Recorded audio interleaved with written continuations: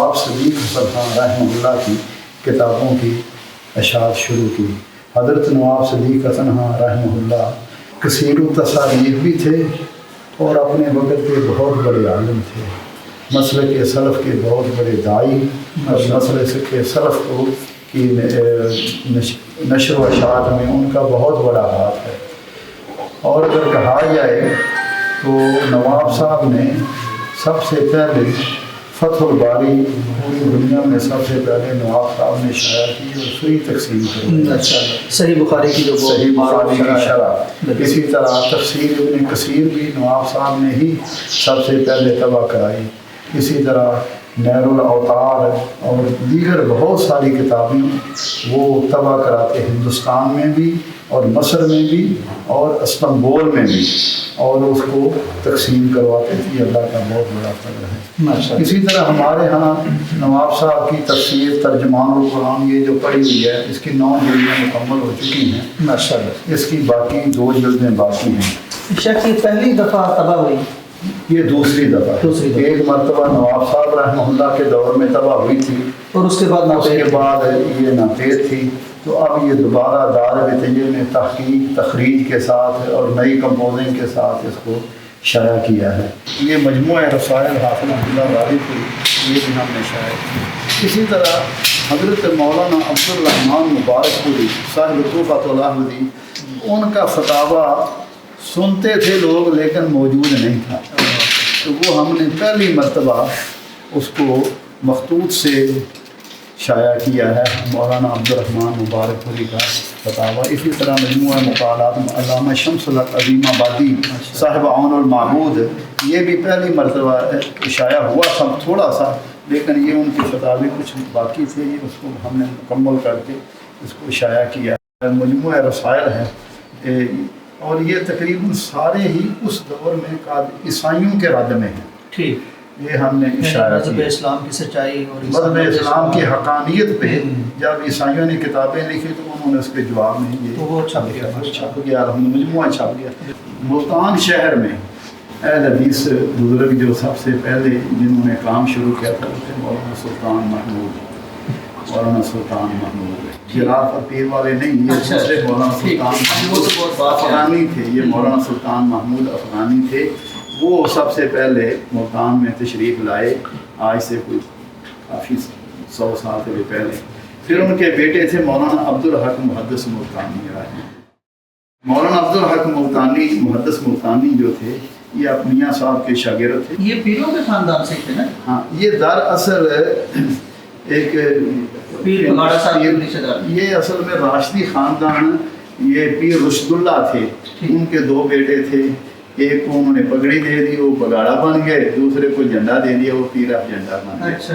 تو جو پیر افجنڈا تھے نا، ان میں جو ہمارے راشدی رحمہ اللہ وہ میاں صاحب کے شاگرد تھے، ٹھیک، میاں نذیر حسین، اور ان کے بارے میں سید سلیمان ندوی رحمہ اللہ نے جب ان کا انتقال ہوا تو سید سلیمان ندوی رحمہ اللہ کتاب یاد رفتگان، اس میں لکھا کہ وہ علم اسماء و رجال کے بہت بڑے عالم تھے۔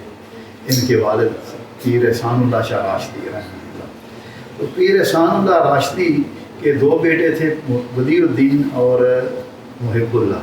تو اس خاندان میں اس پورے خانوادے کی تاریخ، یہ لکھنے والے جو ہیں یہ ہیں ڈاکٹر عبدالعزیز نیڑیو، یہ پیر بدیر الدین شاہ راشدی رحمہ اللہ کے پاس ان کے سیکرٹری بھی تھے اور ان کے کاتب بھی تھے، یعنی ان کے بڑا وقت گزرا، اور پیر صاحب کے ساتھ اور ان کے خاندان کے ساتھ ان کا بہت گہرا تعلق بھی ہے۔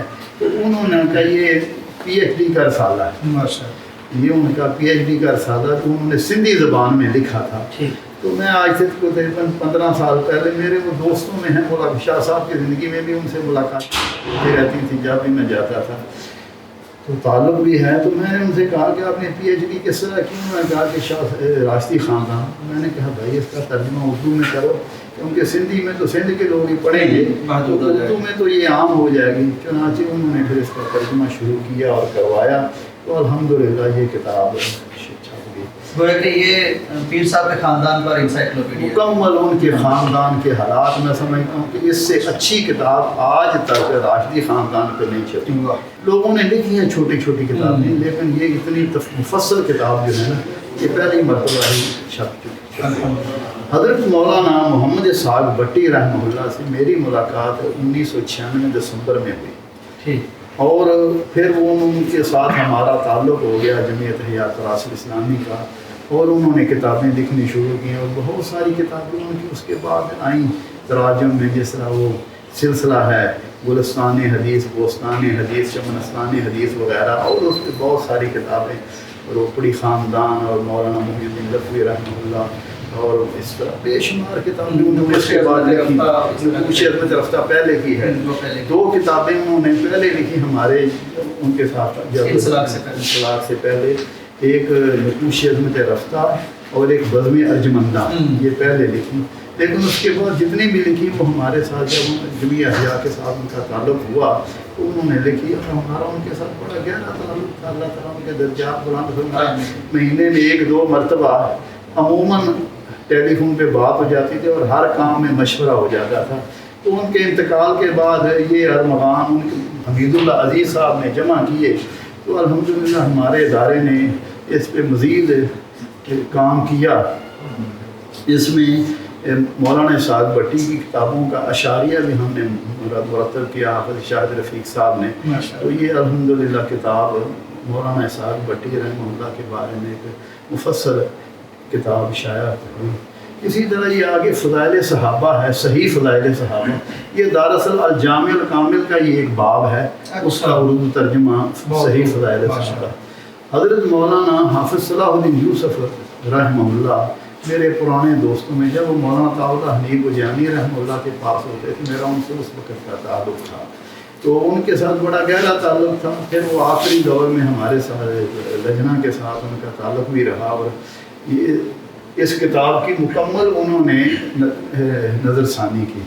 آپ دیکھیں گے ہر کتاب کے اوپر نظر ثانی حافظ صلاح الدین یوسف صاحب کی، نظر ثانی حافظ صلاح الدین یوسف صاحب کی، تو اس کتاب کی مکمل نظر ثانی حضرت حافظ صلاح الدین یوسف صاحب نے کی، اور ہمارے بڑا ان کا گہرا تعلق تھا۔ دارالاسلام سے جب وہ فارغ ہوئے تو پھر ہمارے ادارے کے دار طیب کے ساتھ ان کا تعلق ہو گیا، اور کئی کام کروائے ہم نے۔ تو ان کے بہت سارے مضامین تحریک اہل حدیث پہ تھے، تو وہ ہم نے ایک جلد میں شائع کر دیے۔ یہ جو آگے کتابیں پڑھی ہیں سرخ رام کی، یہ ساری درسی کتابیں ہیں جو ہمارے دینی مدارس میں طالب علموں کو پڑھائی جاتی ہیں، الحمدللہ یہ ساری۔ آگے چلیے، ہم نے ایک صرف مکتبہ طالب علم کے نام سے ایک بنایا تھا، جس میں فضیلت عبدالرحمن بن معلّہ ان کی کتاب تھی، اس کا بھی عربی سے اردو ترجمہ ہے۔ یہ تکفیر کی اصول و ضوابط ہے، یہ شیخ ابراہیم بن عامر الرحیلی بہت بڑے عالم ہیں سعودیہ کے، ان کی کتاب تھی، اس کا بھی اردو ترجمہ کرا کے۔ یہ تو شیخ یعنی موجودہ دور میں ہمارے اسلامی ممالک کو جس مسئلے کا سامنا ہے ان کو تو بہت زیادہ عام ہے۔ یہ ہم نے مکتبہ کو چاہیے کہ یہ مکتبہ طالب علم ہم نے بنا کے اس کو فری تقسیم کیا ہے، اور مختلف دینی مدارس اور شخصیات کو بھی دیا ہے۔ کچھ مکتبے ہیں ہمارے پاس، اگر کہیں ضرورت ہوئی تو انشاءاللہ دیں گے اللہ۔ جی صحیح۔ دارالحدیث رحمانیہ دلی اپنے وقت کی اعلی حدیثوں کی بہت بڑی یونیورسٹی تھی، اور دارالحدیث رحمانیہ سے جتنے بھی علماء فارغ ہوئے وہ اپنے وقت کے بہت بڑے ماہر اور ان کے یعنی صاحب تصانیف بھی اور خطباء بھی، یعنی رحمانیہ سے کوئی ایسا عالم نہیں نکلا جس نے کوئی قابل ذکر کام نہ کیا۔ یعنی یہ لفظ رحمانی کسی کے ساتھ لگ جانا یہ اس وقت کی نشانی تھی، جیسے آج سے کچھ دیر پہلے مدنی کہا جاتا تھا، یہ فلاں مدینے کا فارغ ہے۔ اب تو مدینے کے ماشاءاللہ بے شمار فارغین ہو چکے ہیں، لیکن اس دور میں جو چند علماء ہوتے تھے، اسی طرح رحمانیہ یعنی یہ ان کی قابلیت اور صلاحیت کی سند ہوتی ہے، یہ رحمانیہ قابلیت کی سند ہوتی تھی۔ تو یہ دارالحدیث رحمانیہ کی تاریخ اور تعارف پہ یہ کتاب ہمارے بزرگ دوست مولانا اسد اعظمی حافظ اللہ، انہوں نے شائع کی، لیکن اس پہ یہ انڈیا کے ہیں، بنارس میں جامعہ سلفیہ بنارس میں استاد ہیں اور رابطہ عالم اسلامی کے رکن بھی ہیں۔ تو انہوں نے یہ کتاب لکھی، میرا ان کے ساتھ ان کے والد گرامی بہت بڑے محدث سے شیخ محمد الاعظمی رحمہ اللہ، وہ میرے شیخ بھی تھے اور ان کے ساتھ بڑا تعلق تھا۔ تو انہوں نے یہ کتاب لکھی، تو میں نے پھر مولانا اسحاق بٹی رحمہ اللہ کو عرض کی کہ آپ اس پہ مزید کچھ نظر ثانی اور کچھ، تو انہوں نے پھر اس پہ نظر ثانی بھی کی اور کچھ اضافے بھی کیے مولانا اسحاق بٹی رحمہ، تو یہ کتاب ہم نے شائع کی۔ اسی طرح ہندوستان سے مراد متحدہ ہندوستان ہے، بالکل تقسیم سے پہلے متحدہ ہندوستان میں سب سے پہلے قادیانیوں کے خلاف جو تکفیر کا فتویٰ تھا وہ مولانا محمد حسین بٹالوی رحمہ اللہ نے مرتب کیا اور اس کا جواب سید نذیر حسین محدث دہلوی نے دیا۔ تو مولانا محمد حسین بٹالوی نے اس وقت کے جو کبار علماء تھے پورے ہندوستان میں سفر کر کے یا اپنے نمائندے بھیج کے ان سے اس پہ تصدیق کروائی اور دستخط کروائی۔ وہ تقریباً 200 علماء کا ذکر آتا ہے کہ 200 علماء نے اس پہ تصدیق کی کہ واقعی قادیانی جو ہیں وہ کافر ہیں، جن کے یہ عقائد ہوں۔ انہوں نے اپنے سوال میں عقائد بیان کیے تھے، میاں صاحب نے اس کے جواب میں فتویٰ لکھا۔ تو وہ فتویٰ مولانا محمد عطا، وہ سب سے پہلے تو اشاعت السنہ میں چھپا مولانا محمد حسین بٹالوی کے رسالے میں، لیکن مولانا عطا اللہ حنیف بجانی رحمہ اللہ نے اس کو کتابی شکل میں شائع کیا۔ تو پھر کچھ ساتھیوں نے کہا نہیں جی یہ پہلا فتویٰ نہیں ہے، یہ تو دوسرا، پہلے تو فلاں نے دیا تھا، علماء دیانہ نے فتویٰ دیا اور دعوے دار۔ تو یہ کتاب ہم نے مولانا ابو صہیب محمد داؤد ارشد حافظ اللہ سے لکھوائی کہ قادیانیت پر اولین فتویٰ جو تھا تکفیر وہ وہی تھا جس کو مولانا محمد حسین بٹالوی نے مرتب کیا اور حضرت سید نذیر حسین محدث دہلوی نے اس کو فتویٰ دیا اور پورے ہندوستان کے اس وقت کے علماء سے اس میں تصدیقات تاکہ تاریخ مسخ نہ ہو سکے۔ اسی طرح ابھی قریب کے ہمارے بزرگ تھے مولانا عبدالرشید عراقی بڑے زود میں رحمہ اللہ، ہمارے ساتھ ان کا بڑا گہرا تعلق تھا، اللہ تعالیٰ ان کے درجات بلند فرمائے۔ جب بھی میں آتا تھا اکثر تو وہ یہاں تشریف لے آتے تھے یا پھر میں ان سے ملاقات کر لیتا تھا۔ تو ایک مرتبہ انہوں نے کہا کہ مولانا اپنے حالات لکھیں، تو یہ انہوں نے اپنی داستان لکھ کے ہمیں دی، یہ شائع ہو گئی ہے میری داستان۔ مولانا علی محمد سمسام قریب کے بہت بزرگ علماء میں اور شاعروں میں تھے، بڑے معروف شاعر تھے اور آج بھی اکثر لوگ ان کے شعر پڑھتے ہیں تقریروں میں۔ تو مولانا علی محمد سمسام رحمہ اللہ نے کوئی مستقل کتاب نہیں لکھی، چھوٹے چھوٹے ان کے رسائل ہوتے تھے، تو وہ ہم نے جمع کر کے دیوان سمسام کے نام سے ان کو ایک جلد میں ان کے جتنے بھی رسائل مل گئے ان کو سب کو ایک جلد میں شائع کر دیا ہے۔ ایک واقعہ آپ کو بیان کر دوں جو مجھے مولانا یوسف انور صاحب نے مولانا علی محمد سمسام رحمہ اللہ کے بارے میں بتلایا۔ جی ضرور۔ کہنے لگے کہ بٹالے میں جلسہ تھا مولانا ابراہیم میر سیالکوٹی رحمہ اللہ کی صدارت میں، تو مولانا ابراہیم میر سیالکوٹی رحمہ اللہ شعروں کو پسند نہیں کرتے تھے، تو مجھے شوق تھا کہ میں وہاں کچھ شعر پڑھوں، انکار کر دیا۔ مولانا میر سیالکوٹی کا ایک جلال تھا اور ایک روب تھا اور تو ان کو تو آخر کار میں نے کہا کہ آپ مجھے اجازت دیں، تو انہوں نے کہا کہ بس ایک نظم تمہیں پڑھنی ہے اور وقت ہمارے پاس نہیں ہے۔ مولانا کی ایک نظم کی وجہ سے اللہ نے میں اسی طرح مولانا اسحاق بٹی رحمہ اللہ کویت آئے تو ایک مجلس میں انہوں نے اولیات اہل حدیث بیان کی، تو میں نے اور میرے دوست مولانا شیخ صلاح الدین مقبول حافظ اللہ ہم نے ان سے گزارش کی کہ آپ اس کو کتابی شکل میں لکھ کے دیں، تو انہوں نے کہا کہ اچھا۔ پھر وہ یہاں آ کے انہوں نے یہ کتاب لکھی اولیات اہل حدیث، یہ اس کا پہلا ایڈیشن ہے، یہ اس کا دوسرا ایڈیشن ہے، اضافے کے ساتھ چھپا ہے۔ اس میں انہوں نے جماعت اہل حدیث کے اولین کام یعنی وہ تفسیر قرآن کریم کی خدمت میں، حدیث میں، مناظرات میں اور دیگر مناظرات میں، قادیانیت کے رد میں اور دیگر بہت ساری جیسے ابھی چیزیں۔ ہم نے پہلے فتوے کی بات کی، تو مولانا نے اس میں اولیات اہل حدیث بیان کی۔ یہ موجودہ ہمارے بزرگ ہیں حضرت مولانا یوسف انور صاحب ماشاءاللہ، فیصلہ آباد والے میرے پرانے بزرگوں میں تعلقات ہیں ان کے ساتھ۔ تو ایک مرتبہ میں نے کہا کہ وہ آپ کے اخبار حدیث کے مضامین چھپتے رہتے ہیں، تو میں نے انہیں کہا کہ آپ اپنے مضامین کو اکٹھا کریں، ہم اس کو شائع کر دیں گے۔ چنانچہ یہ ان کی کتاب بڑی ہی قیمتی ہے، تاریخ اہل حدیث کی دینی ملی تاز اور اکابر کا دل نشین تذکرہ ہمارے اسلاف، تو یہ ہم نے شائع کی تھی الحمدللہ۔ اسی طرح علامہ محمد عبد الرحمن مبارک پوری صاحب تحفۃ الحدیث رحمہ اللہ بہت بڑے عالم تھے، آج بھی ان کی تحفہ جو ہے وہ عرب میں ہر جگہ ترمذی کی شرح ہر جگہ متداول ہے، مگر افسوس کہ ان کے حالات زندگی کسی اہل حدیث نے نہیں لکھی آئی تھا۔ یہ پہلی کتاب ہے جو ہم نے عراقی صاحب سے، مولانا عبدالرشید عراقی سے مرتب کروا کے شائع کی تھی۔ اسی طرح یہ مولانا احمد الدین گکھڑوی رحمہ اللہ کے حالات زندگی ہیں۔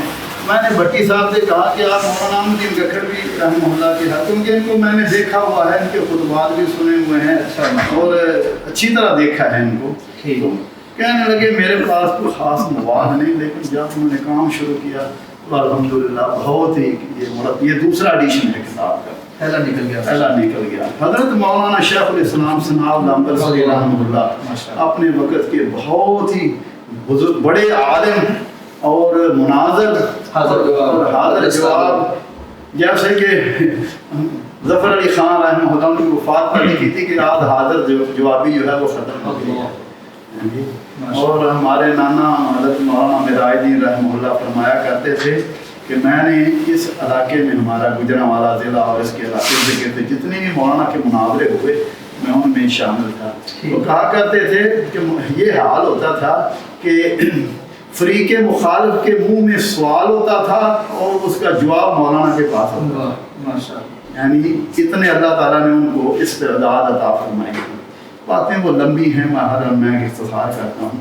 تو یہ کتاب تذکرہ ثنائیہ مولانا ثناء العنبر رحمہ اللہ کے حالات پہ، ایک ہندوستان کے ڈاکٹر ہیں عبد الحلیم، انہوں نے پی ایچ ڈی کی تھی اسے ان کے حالات زندگی پہ، تو وہ کتاب ہم نے اس پہ مراجعت کی، نظر ثانی کی، تو اس کو شائع کیا، محفوظ ہو گیا وہ۔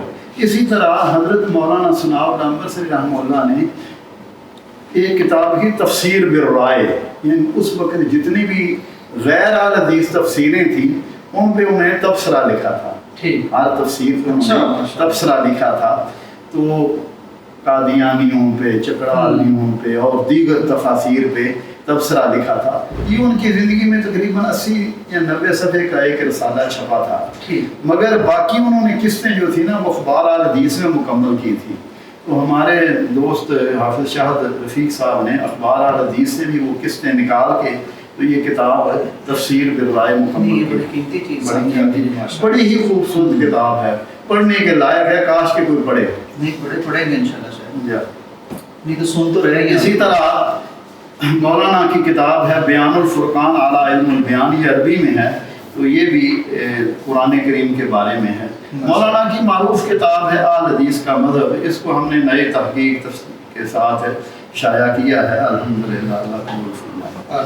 حضرت حافظ عبداللہ غازی پوری رحمہ اللہ، جیسا کہ میں نے پہلے عرض کیا، اس وقت کے بہت بڑے عالم تھے اپنے وقت کے، جن کے بارے میں میاں صاحب میاں نذیر حسین محدث ذیلی رحمہ اللہ فرمایا کرتے تھے کہ میرے پاس دو عبداللہ آئے، ایک عبداللہ غازی پوری اور دوسرے عبداللہ غزنوی۔ عبداللہ غزنوی مجھ سے حدیث پڑھ گیا، مجھے نماز پڑھنی سکھا گیا، اور حافظ عبداللہ غازی پوری رحمہ اللہ کے ارد گرد میاں صاحب کی وفات کے بعد شاگردوں کا سب سے بڑا حلقہ تھا، اور ان کے بعد حافظ عبداللہ غازی پوری کے بعد شاگردوں کا سب سے بڑا حلقہ حضرت حافظ محمد گوندلوی رحمہ اللہ کے پاس۔ تو یہ حافظ عبداللہ غازی پوری رحمہ اللہ پہ ہمارے کسی بزرگ نے کوئی بڑی کتاب نہیں لکھی تھی، ان کے مکمل حالات یہ حافظ شاہد رفیق صاحب نے لکھی اور ہم نے شائع کی۔ کافی دیر پہلے میں آیا، میرے ذہن میں ایک بات تھی کہ ہمارے دینی مدارس میں جو ہماری نئی پود ہے انہیں اپنی تاریخ کے بارے میں بہت کم واقفیت ہے. تو یہ ایسی کتاب ہونی چاہیے کہ جس سے وہ اپنی تاریخ سے آشنا ہوں، اور وہ کتاب وفاق المدارس سلفیہ کی منہج میں شامل کرنی چاہیے. چنانچہ میں نے حضرت ساجد میر صاحب سے بات کی اس سلسلے میں، تو انہوں نے میری بات سے اتفاق کیا کہ واقعی وہ کتاب ہونی چاہیے.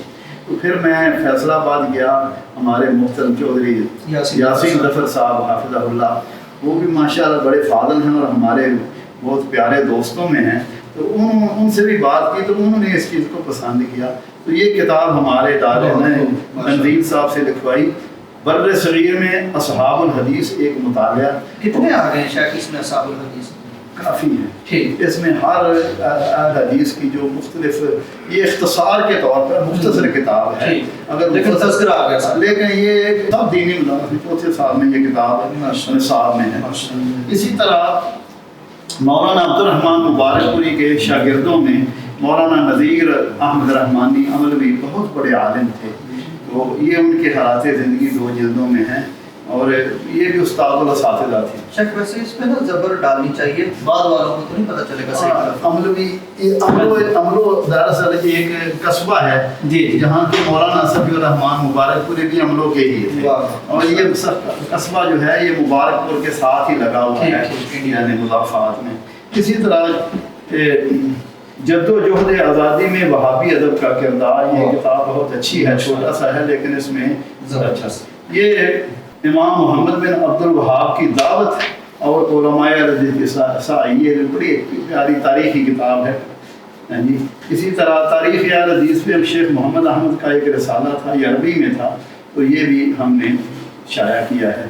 حضرت مولانا عبدالعزیز رحیم آبادی اپنے وقت کے بہت بڑے عالم تھے. یہ بھی حضرت میاں عربی میں بہت فاضل تھے ہر چیز میں. یہ حضرت میاں نذیر حسین محدث دہلوی کے خاص شاگردوں میں تھے اور اپنے وقت کے بہت بڑے عالم تھے.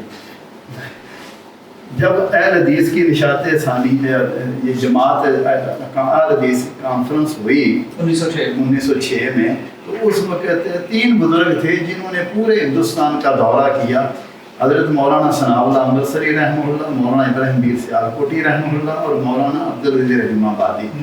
ان تینوں بزرگوں نے بنگال، بہار، پورے علاقے کا دورہ کیا اور لوگوں کو تنظیم میں منسلک کیا. تو ان میں مولانا شبلی نعمانی رحمہ اللہ نے ایک کتاب لکھی سیرت نعمان. تو اس میں کافی تاریخی اور علمی غلطیاں تھیں. تو حضرت مولانا عبدالعزیز رحیم آبادی رحمہ اللہ نے اس کا جواب حسن البیان فیما فی سیرت نعمان لکھا.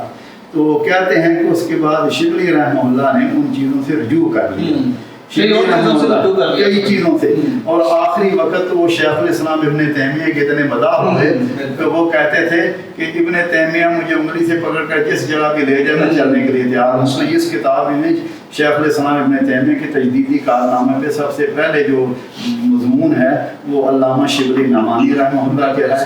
پھر مولانا غلام رسول مہر نے بھی ایک مضمون لکھا تھا. پھر علامہ عطاء اللہ حنیف بجانی رحمہ اللہ نے لکھا تھا. اسی طرح پروفیسر خلیق احمد نظامی نے بھی ایک مضمون لکھا تھا شیخ الاسلام ابن تیمیہ کے جنوبی ایشیا پر اثرات کیا ہیں، وہ ہم نے، اور شیخ عزیر شمس نے بھی. تو یہ سارے مضامین ہم نے اس کتاب میں جمع کر دی الحمدللہ. اسی طرح جیسے جانتے ہیں کہ وحدت ادیان کا ایک نظریہ چل رہا ہے، تو یہ ہمارے بزرگ سے بہت بڑے سعودیہ کے عالم تھے شیخ بکر بن عبداللہ ابو زید ہے. تو ان کی کتاب تھی، اس کا ترجمہ ہمارے بزرگ مولانا عبداللہ کوثر صاحب نے کیا. ہندوستان میں ایک کتاب چھپی تھی نفل نمازیں، یہ ہمارے دوست ہیں راشد حسن مبارک پوری، تو اس کتاب کو ہم نے یہاں دار طیب سے شائع کیا. اسی طرح امام تبری کی کتاب صریح السنہ، اس کا بھی اردو ترجمہ ادارے نے شائع کیا. الحمدللہ اللہ کا فرمائے. تو آگے آئیے. حضرت مولانا ابراہیم میر سیالکوٹی رحمہ اللہ اپنے وقت کے بہت بڑے عالم، مناظر اور بہت عظیم بڑی شخصیت تھے. تحریک پاکستان میں بڑا کردار، تحریک پاکستان میں ان کا بہت بڑا کردار ہے. یہ کتاب انہوں نے مرزا غلام احمد قادیانی کو بھیجی تھی کہ اس کا جواب لکھو، لیکن آج تک کوئی قادیانی اس کتاب کا جواب نہیں لکھ سکتا۔ نہیں یہ بڑی کامیاب کتاب ہے شیخ، وہ یہ بہت چھپی ہے، ختنہ نور والوں نے بڑی چھپی، بہت چھپی ہے، لیکن یہ کہ اس میں جو ہم نے کوشش کی ہے وہ تھوڑی سی منفرد ہے۔ اچھا، ایک یہ کہ اس کتاب کو جو اصل نسخہ تھا 1321 کا اور 1323 کا، اس کے ساتھ مقارنہ کیا، اس کا مقابلہ کر کے اس کو شائع کیا ہے اصل نسخے تو استثنائی حیثیت بڑھ گئی۔ دوسری چیز یہ ہے کہ پرانے حوالے جو تھے، پرانے ایڈیشن کتابوں کے حوالے لکھے تھے، اس کو نئے حوالے کے ساتھ مراجعت کے ساتھ مولانا محمد دولت ارشد صاحب نے یہ کام کیا کہ نہیں۔ اسی طرح ہمارے بزرگ تھے مولانا عبدالرؤف جھنڈا نگری، جن کو خطیب الہند کہتے تھے، بہت بڑے عالم تھے، یہ واقعی خطیب ہند تھے، کیونکہ یہ ہمارے پاس جب آئے تو اس وقت ان کی عمر تقریباً 85-86 سال کی کویت میں۔ تو ادھر مولانا شبیر بدیع الدین شاہ راشدی بھی تشریف لائے ہوئے تھے ان دنوں میں، اور یہ بھی آئے، تو ہم نے انہیں کہا کہ آپ کچھ خطاب کریں، اور فرمانے لگے میں بولا ہو گیا ہوں، کہاں خطاب کر سکوں میں؟ یقین کریں انہوں نے 15 منٹ صرف خطاب کیا، اور اقبالیات میں تو ایسے تھے نا حافظ، ماشاءاللہ اقبال کے شعر پڑھ رہے ہیں، اور ان کی آواز بھی اتنی خوبصورت اور اتنی پیاری کہ 15 منٹ کے کہنے کے بعد تھک گیا۔ لیکن 15 منٹ کا اچھا، ان کا جو ادارہ ہے جامعہ سراج العلوم جھنڈا نگر، وہ نیپال کا سب سے قدیم اور مرکزی ادارہ ہے۔ اب آگے تھوڑی سی تاریخ بھی سن لیجیے۔ مولانا عبدالرحمن مبارک پوری رحمہ اللہ نے 2 ادارے قائم کیے۔ مولانا عبدالرؤف رحمانی رحمہ اللہ نے مجھے خود کہا، فرمانے لگے کہ مولانا عبدالرحمن مبارک پوری ہمارے شیخ تھے، اور ہم ان کی باقاعدہ بیعت کی ہوئی تھی، اور ہمارے علاقے میں جتنے بھی لوگوں کے جھگڑے ہوتے تھے نا، اس کا فیصلہ مولانا کرتے تھے، حتیٰ کہ کہتے تھے کہ اگر قتل بھی کسی کے ہو جاتے تو لوگ انتظار کرتے تھے، انگریزی عدالتوں میں نہیں جاتے تھے، کہتے تھے جب مولانا آئیں گے وہ جو فیصلہ کریں گے اس پہ ہم کام کریں گے۔ اتنا اعتماد تھا۔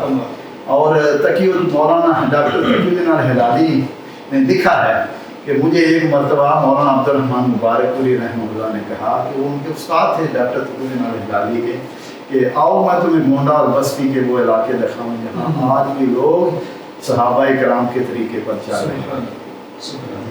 تو مولانا عبدالرؤف جھنڈا نگری کہتے ہیں مجھے بتایا کہ میں نے بھی، ان کے والد تھے حاجی نعمت اللہ، بہت بڑے زمیندار، یعنی آپ اندازہ لگائیں کہ حاجی نعمت اللہ رحمہ اللہ نے اس وقت آج سے تقریباً 100 سال پہلے 200 ایکڑ زمین جامعہ سراج العلوم کے نام وقف کی تھی، اور آج بھی وہ وقف موجود ہے۔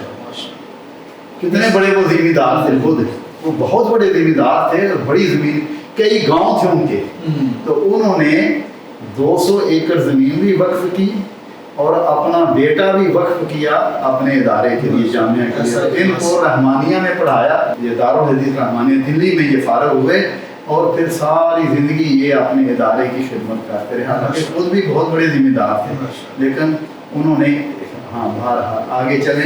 یہ زیور العلم جو کتاب ہے یہ بھی علامہ بکر ابو زید کی کتاب ہے، اس کا بھی ترجمہ مولانا عبداللہ کوثر صاحب نے کیا ہے۔ حضرت سید بدیع الدین شاہ راشدی رحمہ اللہ، جیسا ان کا تعارف میں کرا چکا ہوں، انہوں نے ایک کتاب لکھی التعلیق المنصور علی فتح الغفور فی بدل ایدی الصدور۔ یہ علامہ حیات محمد سندھی کی کا رسالہ ہے، چھوٹا سا رسالہ ہے، اور اس کا موضوع کیا ہے کہ نماز میں ہاتھ سینے پر باندھنا، اس کے بارے میں انہوں نے دلائل دیے تھے۔ تو علامہ حیات محمد سندھی شیخ محمد اپنے وقت کے بہت بڑے مدینہ کے محدث تھے، اصل میں یہ سندھ سے تھے، سندھ سے وہ ہجرت کر کے مدینہ چلے گئے، اور وہاں اپنے وقت کے بہت بڑے محدث تھے۔ شیخ محمد بن عبد الوہاب رحمہ اللہ کے بھی یہ استاد تھے، یعنی وہ اجمیوں کے شاگرد ہیں ماشاءاللہ، وہ ان کے لیے استاد تھے، اللہ تعالیٰ ان کو درجہ۔ تو ان کا رسالہ تھا جس پہ حضرت علامہ سید بدیع الدین شاہ راشدی رحمہ اللہ نے تعلیق لکھی تھی، تو وہ ہم نے شائع کی، اور اس میں تقریر ہمارے بزرگ دوست ڈاکٹر وسیع اللہ محمد عباس جو حرم مکی میں مدرس ہیں، انہوں نے اس پہ مقدمہ لکھا۔ مولانا محمد ابراہیم میر سیالکوٹی رحمہ اللہ، اور مولانا احمد بن گکھڑوی رحمہ اللہ، اور مولانا لال حسین اختر، ان تینوں بزرگوں کا غالباً 1930 میں مناظرہ ہوا تھا قادیانیوں کے ساتھ سیالکوٹ میں. تو یہ اس مناظرے کی رداد ہے، مناظرہ سیالکوٹ، جس میں ان بزرگوں کے مناظرے کی مکمل رداد ہے کہ انہوں نے کیا سوال کیا، انہوں نے کیا جواب دیا. بڑی ہی قیمتی کتاب ہے، کاش کہ کوئی پڑھے. اور تاریخی بھی ہے. اس پہ جو تقاریر لگی ہیں، جن جن علماء نے اس پہ لکھا ہے، ان کے نام سب سے پہلے حضرت مولانا ارشاد الحق قصری حافظہ اللہ، ڈاکٹر وسیع اللہ عباس حافظہ اللہ، اسی طرح مفتی عبید اللہ عفیف رحمہ اللہ اس وقت زندہ تھے، انہوں نے بھی تقریر لکھی تھی. شیخ الحدیث مولانا محفوظ الرحمن فیضی ہندوستان کے بہت بڑے عالم ہیں، انہوں نے بھی تقریر اس پہ لکھی ہے. اس وقت شیخ الحدیث مولانا عبدالعزیز علوی رحمہ اللہ نے بھی اس پہ تقریر لکھی ہے. ڈاکٹر عبد الرحمن بن عبد الجبار فروائی معروف عالم ہیں عرب و عجم کے. اسی طرح حافظ عبدالستار حماد رحمہ اللہ نے بھی، مولانا شیخ محمد عزیر شمس رحمہ اللہ نے، مولانا یاسین ظفر صاحب نے، اور شیخ صلاح الدین مقبول احمد صاحب نے، حافظ ثناء اللہ زاہدی صاحب. اسی طرح ہندوستان کے بزرگ عالم ہیں مولانا رضا اللہ عبد الکریم مدنی، مولانا اسد اعظمی اور مولانا داؤد ارشد. ان سب بزرگوں نے 14 بزرگوں نے اس کتاب پہ اتفاق کیا سب نے کہ اس پہ جو بھی کچھ لکھا ہے وہ بالکل درست ہے، تائید کی اس کتاب کی. تو یہ کتاب بڑی ہی قیمتی ہے. اسی طرح ہمارے بزرگ شیخ ارشاد الحق قصری حافظ اللہ کی یہ بڑی ہی قیمتی کتاب ہے، مقام صحابہ. اس کے 2 ایڈیشن ہمارے ادارے نے شائع کی. یہ حضرت ارشاد اللہ قصری حافظ اللہ کی کتاب ہے، موسوعہ مرویات ابی حنیفہ کی علمی و اسنادی حیثیت ہے. یہ جو موسوعہ حضرت امام ابو حنیفہ رحمہ اللہ کے منسوب ہے 20 جلدوں میں، اس کی اسنادی حیثیت کیا ہے، تحقیقی نظر ڈالی ہے. یہ حضرت قصری صاحب حافظ اللہ، اللہ تعالیٰ ان کو سلامت رکھے، ان کو صحت و عافیت والی لمبی زندگی عطا فرمائے. ان کی کتاب ہے خطبہ غدیر قوم پہ اور اہل بیت. اسی طرح نماز کے بارے میں ہمارے ہاں عموماً لوگ سبحان ربی العظیم، سبحان ربی العظیم، ایک ایک تسبیح یاد ہے، حالانکہ رسول اللہ صلی اللہ علیہ وسلم سے نماز میں کئی دعائیں ہیں جن کو عموماً لوگ نہیں جانتے. تو یہ اس کتاب میں صحیح احادیث کی روشنی میں قیام، رکوع، سجدہ اور نماز کے مختلف حالتیں جو ہیں وہ مختلف دعائیں بمع ترجمہ. اسی طرح اس میں شیخ بن باز رحمہ اللہ کا بھی نماز کے بارے میں ایک چھوٹا سا رسالہ ہے، شیخ ابن عثیمین رحمہ اللہ کا بھی. اور یہ بڑا چھوٹی سی کتاب ہے لیکن ہے بڑی قیمتی. کاش کے لوگ اس کو پڑھ کے ترجمہ یاد کریں. آج کل الحاد کا فتنہ یہ اپنے نوجوان نسل سے بہت متاثر ہو رہی ہے. یہ ہم نے شیخ صالح بن عبدالعزیز السندھی کی کتاب ہے الحاد، وسائل خطرات اور علاج و شائع کی ہے. اور اسی طرح یہ دوسری کتاب بھی قرآن کریم اور سنت نبویہ پر ملحدین کے شبہات اور ان کا ازالہ، یہ دوسری کتاب ہم نے اس نئی نسل کے لیے، نوجوانوں کے لیے. تو یہ میں عرض کر رہا ہوں کہ یہ ہمارے دار ابی طیب کا مختصر سا. کتنے ٹائٹل ہو؟ یہ ہمارے پاس تقریباً 98 ٹائٹل ہیں، اور اگر پوری جلدیں ان کو جمع کیا جائے نا ایک ایک کتاب کی تو تقریباً 148 جلدیں بنتی ہیں سارے. تو ویسے سینچری پوری ہونے والی ماشاء ہو جائے گی چند دنوں تک انشاءاللہ، کیونکہ کام چل رہا ہے. کئی کتابیں جو ہیں وہ ابھی مرتب ہو رہی ہیں، انشاءاللہ وہ بھی سینچری سے اوپر ہی چلے گئے انشاءاللہ، اللہ نے زندگی رکھی. یہ ایک منزل ہے. اور اصل بات یہ ہے کہ جو ہمارا ہدف ہے حدیث کی جو پرانی کتابیں ہیں یا ان کی تاریخ ہے اس کو مرتب کیا جائے اور وہ کتابیں جو ہیں وہ شائع کی. بڑا الحمدللہ. جیسے آج میں یہ بات تحدیث نعمت کے طور پر کہتا ہوں کہ اس وقت پاکستان، ہندوستان، بنگلہ دیش اور نیپال میں اس ادارے کے علاوہ کوئی ایسا ادارہ نہیں ہے کہ جو اس طرح کا کام کرے. بالکل صحیح. اہل حدیثوں کے پاس اس طرح کا کوئی ادارہ نہیں جو یعنی اسلاف کی سواس جو ہے نا اس کو شائع کر. اور یہ اللہ کا فضل ہے، اللہ تعالیٰ قبول فرمائے اور مزید توفیق عطا فرمائے. اور مرکزی جمعیت اہل حدیث نے ہماری کتاب گلستان نظیریہ، یہ 2 جلدوں میں تو میرے پاس ہے انڈیا مرکزی جمعیت اہل حدیث ہند نے یہ کتاب ہے، یہ مرکزی جمعیت اہل حدیث ہند ہے، انہوں نے یہ 3 جلدوں میں شائع کی ہے. ابھی میرے پاس تیسری جلد نہیں آئی لیکن شائع ہو چکی ہے. اسی طرح اولیات اہل حدیث بھی ایک ادارہ نے شائع کی ہے وہ بھی انشاءاللہ چند دنوں تک وہ بھی نسخہ ہمارے پاس آ جائے گا۔ معیار الحق الفہیم ایک مئو کا ادارہ ہے، انہوں نے ہم سے فائل دی ہے، وہ بھی شائع کر رہے ہیں۔ اور دیکھیں میں ہندوستان کا کوئی بھی ادارہ ہو، عام اشخاص نہیں، کوئی بھی ادارہ ہماری کوئی کتاب دارالعلوم طیب کی وہاں شائع کرنا چاہے وہ ہمارے ساتھ رابطہ کرے، ہم خوشی سے اس کو فائل دیتے ہیں۔ لیکن اگر کوئی شخصی طور پہ کہے کہ میں 10-15 نسخے شائع کرنا چاہتا جیسے آج کا رواج ہے تو یہ مشکل ہے۔ ہم کوئی ادارہ ہو، معروف لوگ ہوں، ہم ان کو جانتے ہوں، ہمارا ان کے ساتھ تعلق ہو، تو اگر وہ ہماری کوئی بھی دارالعلوم طیب کی کتاب وہاں شائع کرنا چاہیں تو ہم خوشی کے ساتھ ان کو فائلیں دیں گے، وہ ذمہ داری سے اگر صاحب سے وہ شائع کریں گے، اس کا انشاءاللہ ہمیں اس میں خوشی ہوگی۔ بڑی الحمدللہ، بارک اللہ فیکم، جزاک اللہ۔ شکریہ۔